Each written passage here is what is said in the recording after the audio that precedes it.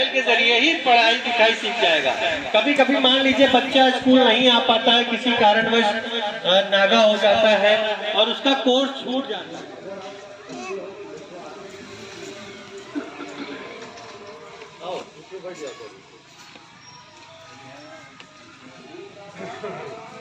राम राम प्रधान जी। अरे राम राम लल्लन, क्या हाल है? हाल तो ठीक है, देखिए। अच्छा अच्छा, बर्तन बना रहे हो? बहुत बढ़िया बहुत बढ़िया। अरे तुम्हारा लड़का गोली स्कूल नहीं गया, आज ही यहीं बैठा हुआ। अरे प्रधान जी कैसी बात कर रहे हैं, बच्चा ही तो है, स्कूल जाकर क्या करेगा। और वैसे भी स्कूल जाकर करेगा क्या, ही घर में रहेगा तो थोड़ा सा हमारा कुछ हाथ बटाएगा, कुछ बर्तन वर्तन ही बनवा देगा। अच्छा ठीक है, तुम ऐसा करो कि तुम्हारे इन बर्तनों में से कुछ हमें एक घड़ा दे दो। और ये वाले बर्तन कैसे पड़े हुए हैं? प्रधान जी बनाते समय थोड़ा खराब हो गया है। अच्छा, अच्छी मिट्टी दे दी क्या?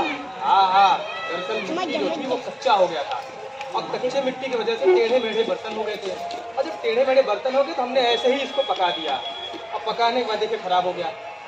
अच्छा ये बात है। तो देखो लल्लन, यही तुम्हें मैं समझाना चाहता हूँ कि तुम्हारे बच्चे का भविष्य भी इसी तरह से है। मतलब एक कच्ची मिट्टी की तरह ही तुम्हारा बच्चा है अभी।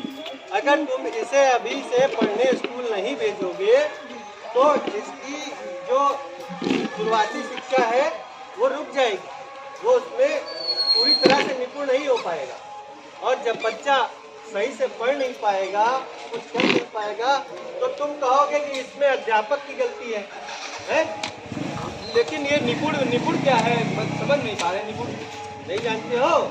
देखो मैं समझाता हूँ।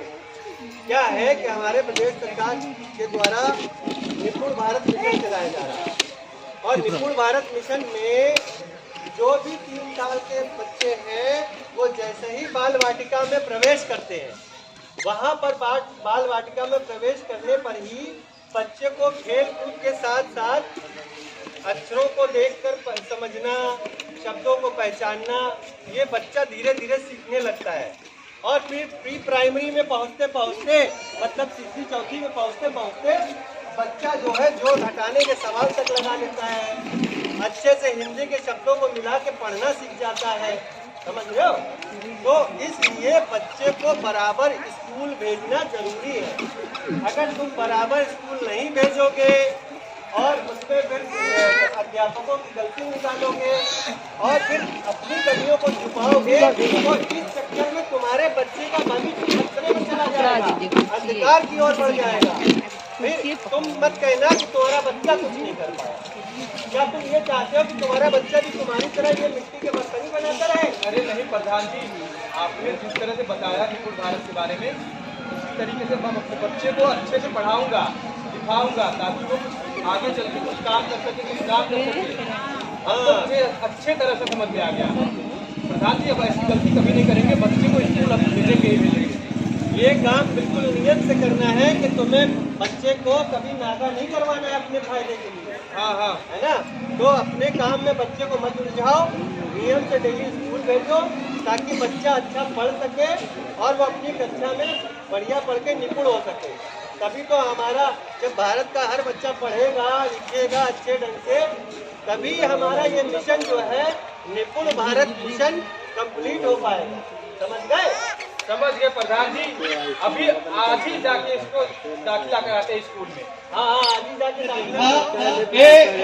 बच्चे को हमें नियम से स्कूल भेजना जरूरी है। अगर हम ऐसा नहीं करेंगे, हम उसे अगर अपने कामों में उलझा लेंगे या ये समझेंगे कि शुरुआत की शिक्षा है, बच्चा भी छोटा है, 2-4 दिन 10 दिन स्कूल नहीं गया, इससे क्या फर्क पड़ेगा? फर्क पड़ेगा, बहुत फर्क पड़ेगा। अगर बच्चे की शुरुआत रुक गई तो बच्चा अच्छे ढंग से नहीं पढ़ पाएगा।